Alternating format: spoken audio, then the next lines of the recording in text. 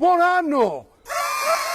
Buon Capodanno a tutti! Oggi, 1 marzo, è il Capodanno della Serenissima Repubblica. Nell'epoca della Serenissima il Capodanno cadeva il 1 marzo secondo l'uso mutuato dell'antico calendario romano.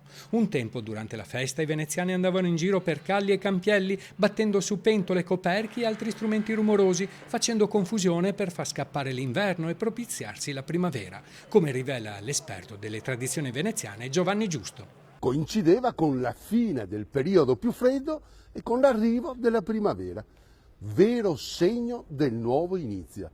Il nome che abbiamo dato ai mesi è profondamente legato a questa antica e dimenticata tradizione. Infatti, se iniziamo a contare i mesi da marzo e non da gennaio, ci si rende conto che i mesi di settembre, ottobre, novembre e dicembre tornano ad essere effettivamente il settimo, l'ottavo, il nono e il 10° mese dell'anno, come indicato dal nome.